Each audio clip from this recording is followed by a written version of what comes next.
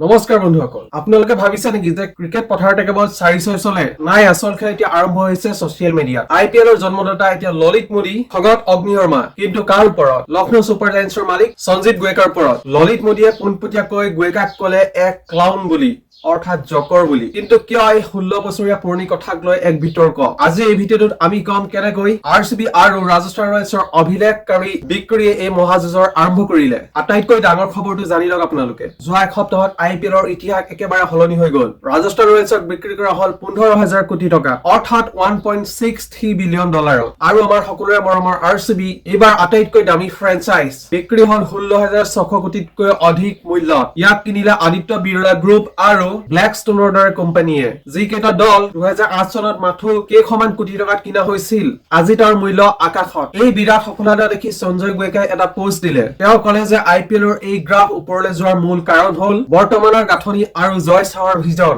গোৱেকাই বুজাব বিচাৰিলে যে বৰ্তমানৰ ব্ৰডকাষ্ট মডেলৰ বাবে এই সকলোবোৰ সম্ভৱ হ'বলৈ সক্ষম হৈছে কিন্তু ইয়াতেই লাগিল আচল লেঠা এই পোষ্টত কোনো ললিত মোদীৰ নাম নাছিলে যিজন মানুহে 2008 চনত এই মডেলটো সৃষ্টি কৰিছিল অৰ্থাৎ আইপিএল সৃষ্টি কৰিছিল তেওঁক একেবাৰে উপেক্ষা কৰা হ'ল ললিত মোদী শান্ত হৈ থকা মানুহ নহয় তেওঁ লণ্ডনৰ পৰা গুলি বৰ্ষণ কৰিলে অৰ্থাৎ বাক্যবান কৰিলে তেওঁ লিখিলে যে এই মানুহজনৰ স্মৃতি শক্তি হেৰাইছে নেকি কোনে এই মডেলটো বনাইছিল তেওঁ সঁচাকৈ পাহৰি গ'ল কেৱল সিমানেই নহয় মোদীয়ে তেওঁক ক্লাউন বুলি উল্লেখ কৰিলে আৰু তেওঁ ইয়াৰ উপৰিও ক'লে যে সঞ্জিত গোৱেকাতকৈ তেওঁৰ ভাতৃ অৰ্ক গোৱেকা বহুত ভাল আছিল কাৰণ তেওঁ ক্ৰিকেটৰ অন্তত জ্ঞান ৰাখে ললিত মোদীৰ মতে সঞ্জিত গোৱেকাৰ মূৰত অহংকাৰ সোমাই আছে তেওঁ ভাবিছে যে এটা টুইট কৰিলে ইতিহাস সলনি হৈ যাব কিন্তু ললিত মোদীয়ে ইয়াক ইমান খং কিয় কৰিছে ইয়াৰ আঁৰত আছে এক পুৰণি কাহিনী 2010 চনত ললিত মোদীয়ে দেশ এৰিবলগীয়া হৈছিল কেইবাটাও কাৰণৰ ফলত ইডিৰ মতে 2009 চনত ব্ৰডকাষ্ট ৰাইটছ দিওঁতে ললিত মোদীয়ে 125 কোটি টকাৰ কেলেংকাৰী কৰিছিল আনহাতে বৰ্তমানৰ বিচিচিআইৰ সৈতে সঞ্জিত গোৱেকাৰ সম্পৰ্ক অতি মধুৰ গতিকে এফালে আছে আইপিএলৰ আৰ্কিটেক্ট ললিত মোদী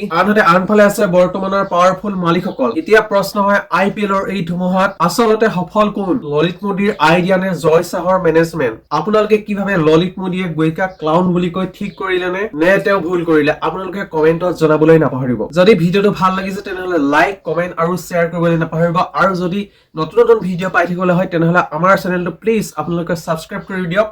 100 সাবস্ক্ৰাইব হ'বলৈ আৰু বেছি নালাগে ধন্যবাদ জয় হিন্দ জয় অসম